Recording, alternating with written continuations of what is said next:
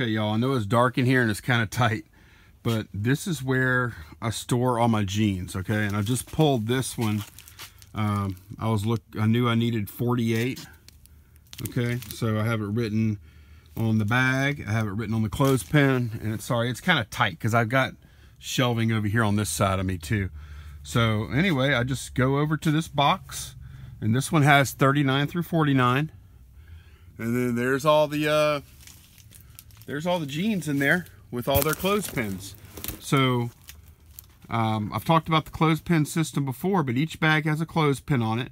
So now that I took 49 out of here, then get a little more light here. Then now I'm going to ship this pair of jeans, and I'll remove this clothespin when I get home, and I have a box where I put these clothespins, right? I put it in the box, and then yeah, and then next time I go to make a listing, I'll pull out of the box. This one will end up getting pulled, and will end up getting attached to a new bag, and then whenever I go to bring this new bag in with this attached to it, it'll go right into this nice little empty spot in this box. So yeah, that's how that works. It's actually working very well, I gotta say. Okay, I want to take a minute just to show y'all something when it comes to tripods. There's a lot of cheap tripods out there, but this is a really good prosumer slash professional. Professionals use these too. Tripod, and that is when you see Bogan or Manfrotto, and I think that's the logo for Manfrotto right there.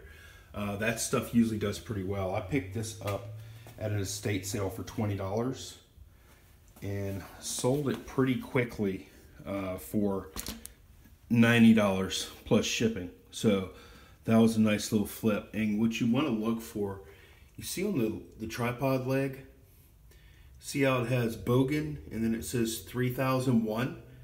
That's the model of the tripod, okay?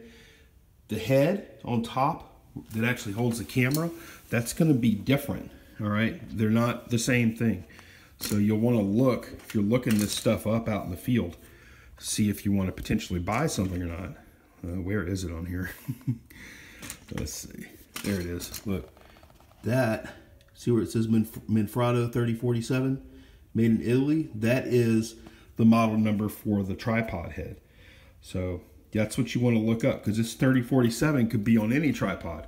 It could be on a cheap tripod or maybe a more expensive one. So you want to look up both numbers, and in your item title you want to list both numbers too, so people that are searching for it will be able to find it. So we got a 3047 head on top of a 3011 tripod. And another quick thing to mention about these heads, there's other stuff to know too. You'll want to put in the title, if it has this little part right here, this is a quick release clamp, okay? So this screws into the bottom of the camera, and you know, use a penny right there to tighten that down, and then that gives you a quick release. I'm trying to do this like looking through the camera. So you have that on your camera, imagine, and then whenever you press it down, bam, it locks, and it's in there solid. So if you have that clamp or that plate, it's called a QR plate. You'll want to mention that in the title too, with QR plate or W/QR plate. People know what that means. A lot of them don't have it, so it's a good little thing to mention. Okay, quick shipping trick, guys. This is also how I ship Nintendo Wii console only, and also I've shipped PlayStation 2, the slim, the small ones. I shipped those like this a lot before. Never had a problem.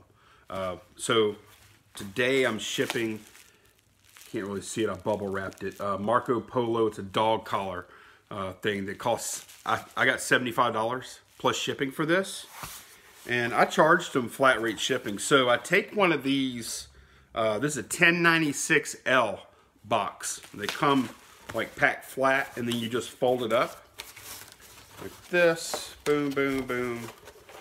And this one's a little easier because I already had it folded out. Then it folds into that, and then my Wii's, like I'll bubble wrap the Wii's and, you know, the PlayStations. I'll do the same thing. They'll fit in this little box. It's even got the little tab here. Tear that and seal it. And then we take that and we put it in a padded flat rate envelope. And boom, there, that's it. I seal this up, and we've got bubble wrap on our package in a box in a bubble mailer. So it'll ship for, this is gonna cost me $6.90 to ship, and I'll have insurance. Like, that would ship first class fine, but on this particular product, I just wanted to go a little bit more and get, you know, insurance, better service for the customer, all that stuff. So just a quick shipping trick, guys. Y'all can use this method for a lot of stuff that's that shape. All right, guys, about to make a post office run. Let's see what we got going out. This, I believe, is a hat. This, I think this is PlayStation Move controller. This is a filter. This is a Bible. This is little Mary Kay Cosmetics. This is that pet collar thing I just showed y'all a minute ago. This is actually a Poshmark sale. Some jeans. And yeah, that is weird to ship jeans in that box, but it doesn't matter. As long as it's under 5 pounds, it really doesn't matter, because I just print the label. They pay for the label, and I just print it on my end. I never pay for postage. So that's kind of different. And then let's see, what is this? Oh, this is some Led Zeppelin and Robert Plant CDs. So that's going media rate. This is going media rate too. So just a few things going out. So yesterday, oh, I'm also sending out the tripod today, but it's going to go FedEx ground. So I'm going to pack that up when I get back. I'm going to go ahead and get this stuff over to the post office. So yesterday was a really good day. I got all my orders shipped out, you know, as I do. And then I had a really good sales day on eBay. Well, not really good. I had a good solid sales day on eBay. I made that local sale that y'all saw. So that was good. $75 local sale. I made a $50 sale on Poshmark. So fantastic day yesterday. And on top of that, I got, man, I want to say I got about 25 listings up. So killer day. And I mean, I worked my ass off from pretty much morning till, I worked pretty late last night. I think I worked till about midnight or so. And I mean, it wasn't constant work. I took a few, yeah, like I said, it wasn't constant work. I took a few hours off when kids got home and Candace got home. We went out to eat and, you know, did a little bit of family time and stuff. But after that, I got back to it. I was just in the mood to work. And I realized, which it's obvious, but with as much stuff as I have coming in, high quality stuff,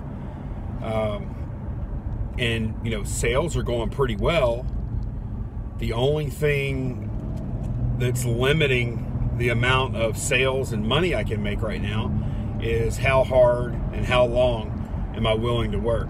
And right now I'm willing to work pretty long, pretty hard, because I'm enjoying it. I'm really enjoying I'm enjoying eBay right now. So, and no, I don't think eBay's perfect. I don't mean to say that, but it's I'm enjoying it right now, just because I feel like I'm getting a little better at it.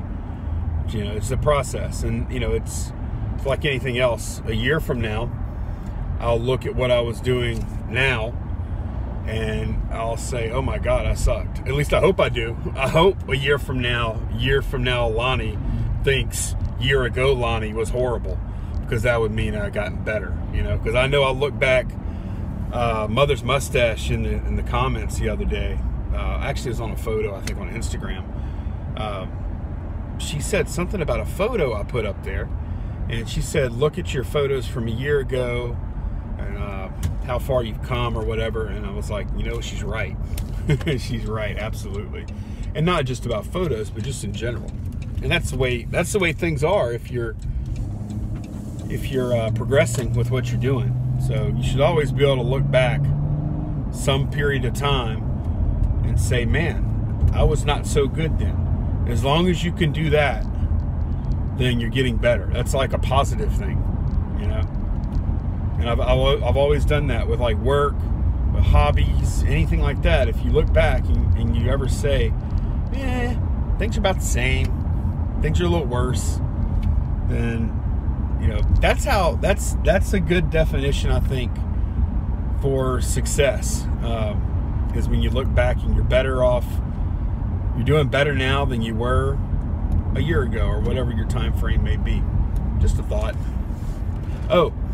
So in conjunction with working harder and more, which is not always like what we want to do, it's what I want to do right now, but I'm actually going to make a pretty big change, like really big change for me. It's going to be pretty friggin' awesome. I gave up my office. We had a flood a couple of years ago now, a year and a half ago, whatever it is. No, what is it? I don't know. But we had a flood, and we had to renovate our house, which I did. And when I had my own office, you know, I had an office in the house. It was a bedroom in the house before the flood. And then my daughter, who's now, what's she, 15?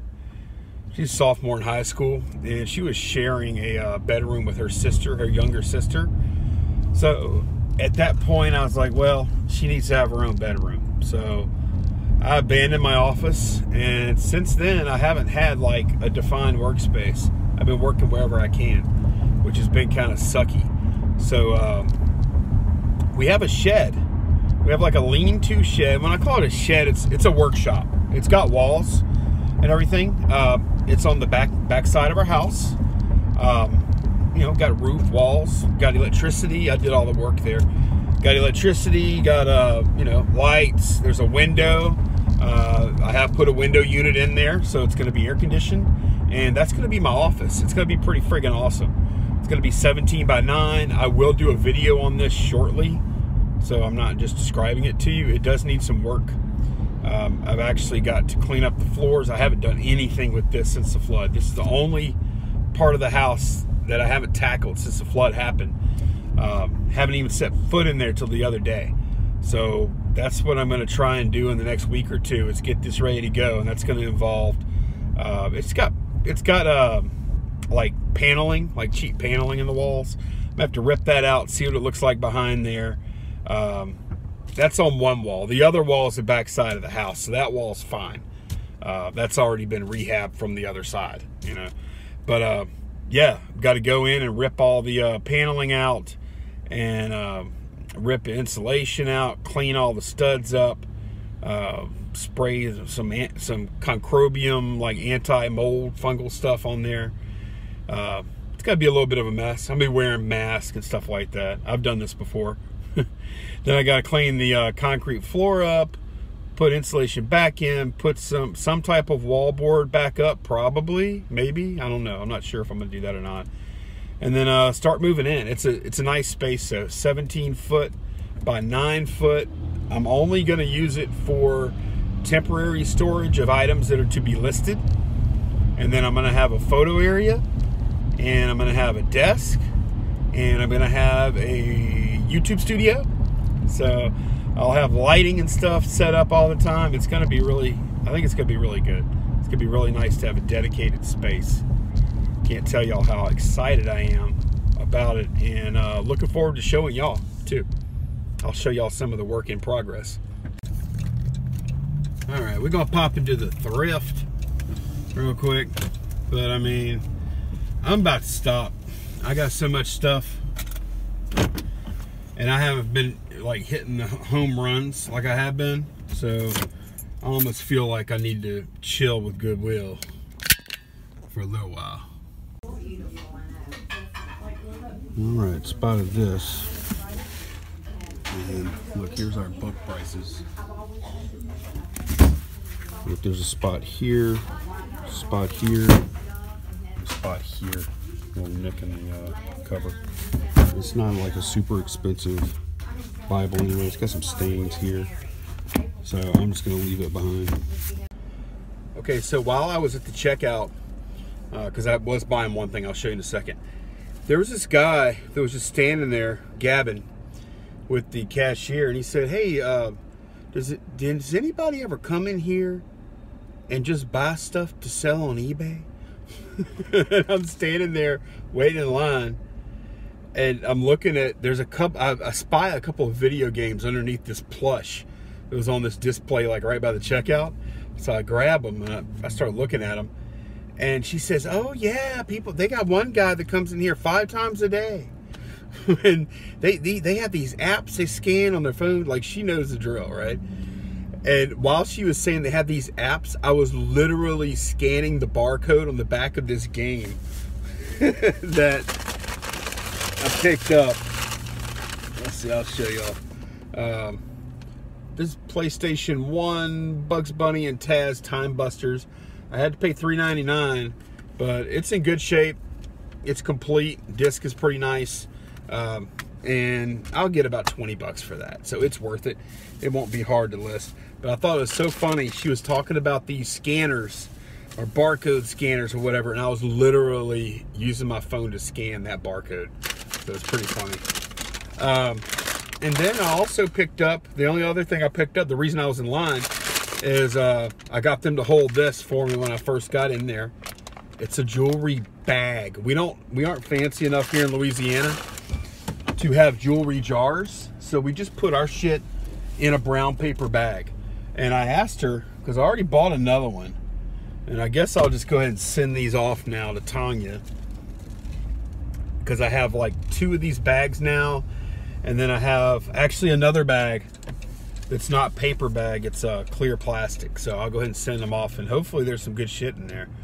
But yeah, I mean, that little bag weighs about, I don't know, 4 pounds or so, probably. So hopefully there's some good stuff. But we're not fancy enough to have have jars here in Louisiana. Oh, in a previous video, I mentioned Tanya, and all I did was just say Tanya because she's got like 10,000 something subscribers now, and I just figured everybody knows Tanya.